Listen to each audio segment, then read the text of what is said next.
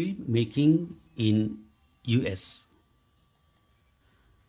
The first movie Donald Trump acted in 1989's Ghosts Can't Do It was shot partly in Sri Lanka and Maldives, among other places.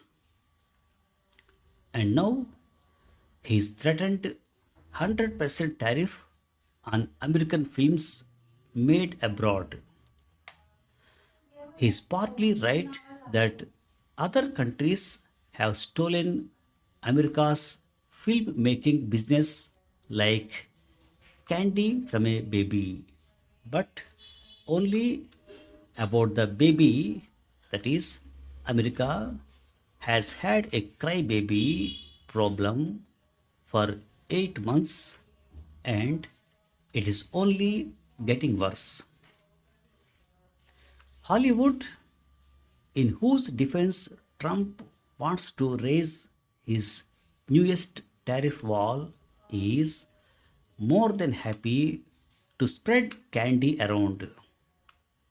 Like any other business, it works with an eye on its bottom line, and costs in America are often too high.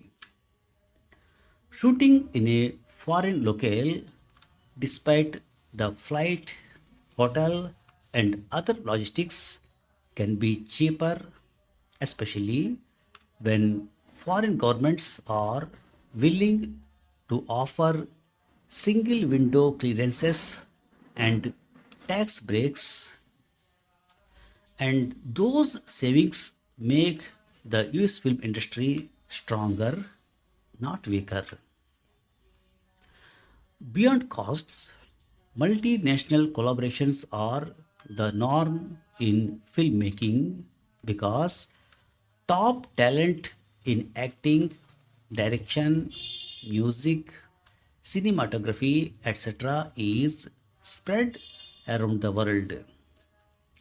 Hollywood would be decidedly poorer without Ridley Scott and Danny Boyle, both British, or Canadian James Cameron. Post production work has also gone global. For example, dragons for the fifth season of Game of Thrones were created by Goregaon, Mumbai. India's VFX animation industry employs over 250,000 and the number could touch 2.2 million by 2032. Sometimes 2 dozen VFX studios in different locations work on a single project. It is a distributed work model, making cinema a truly global industry. For Indian filmmakers, Trump's tariff will have one immediate impact.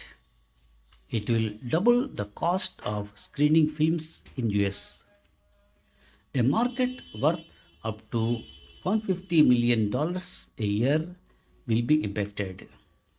But for US, the consequences are harsher. Production costs will shoot up. Smaller projects that can't afford top dollar for US workers nor pay tariff will fold up.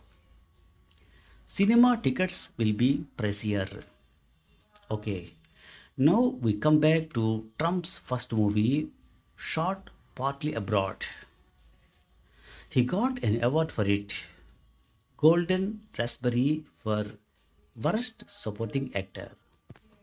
Thanks for listening.